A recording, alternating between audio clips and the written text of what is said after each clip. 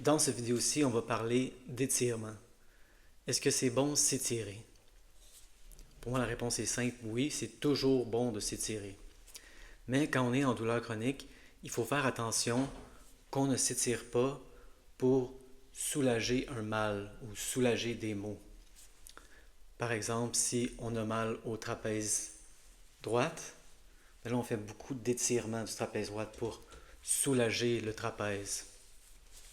Ça, selon mon expérience, c'est pas une bonne stratégie. J'avais beaucoup de rituels autour des étirements pendant que j'étais en douleur chronique. Ça, il faut faire attention à ça, nos petits rituels. Si j'étirais pas, c'est pour ça que j'avais mal. Si j'étirais trop, c'est pour ça que j'avais mal. Si j'étirais pas dans le bon ordre aussi, il faut faire attention. Il y a beaucoup de gens en douleur chronique. Si je fais quelque chose dans cet ordre-ci, j'ai pas mal, mais là, si je le fais dans cet ordre-là, j'ai mal. Ça devient vraiment des rituels, et ça, c'est du conditionnement.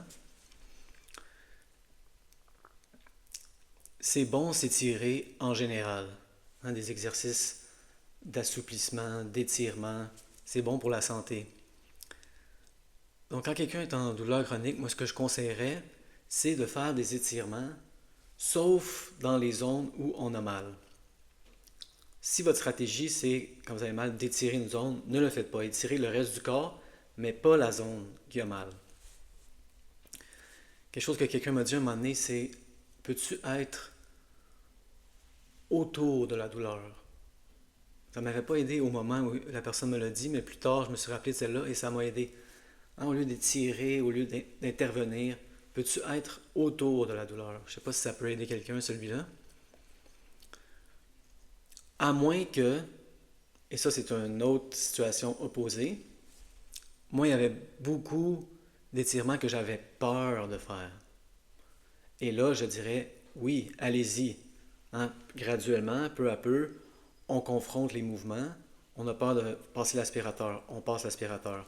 On a peur de faire certains étirements. Ouf, ça va déchirer. On y va.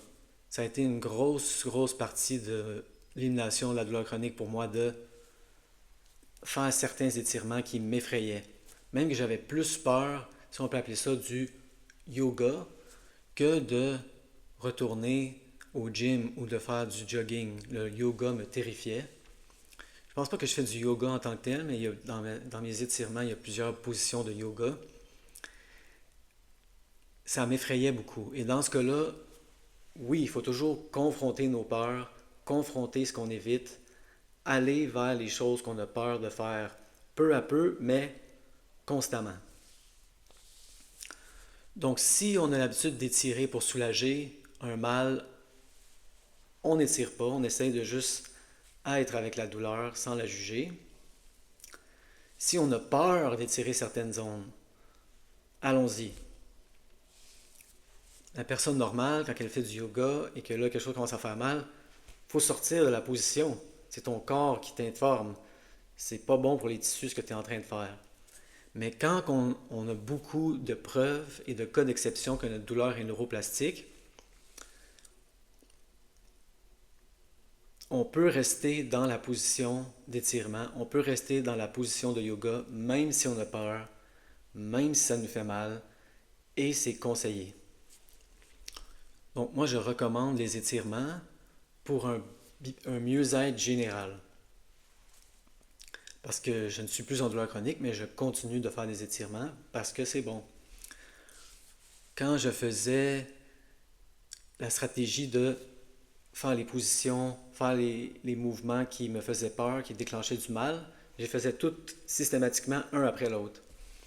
Et puis j'avais beaucoup de difficultés à m'asseoir en indien ou en tailleur. Et je ne comprenais pas pourquoi celui-là, je n'étais pas capable de le faire. Et là, j'ai réalisé qu'en effet, pour ce cas-ci, il y avait des raisons structurelles. Quand on a 40 ans et que ça fait longtemps qu'on ne s'est pas assis en tailleur, ça se peut qu'il y ait des douleurs. Mais ce n'était pas les mêmes sortes de douleurs que mes autres douleurs chroniques. Et là, je fais des étirements, beaucoup d'étirements, avec une thérapeute même, Pro Stretch.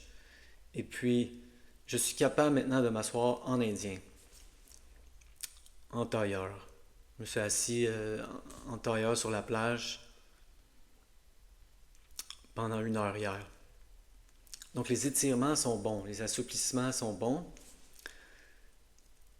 mais je dirais de faire attention à ne pas s'en servir pour soulager des zones qui sont en douleur chronique neuroplastique.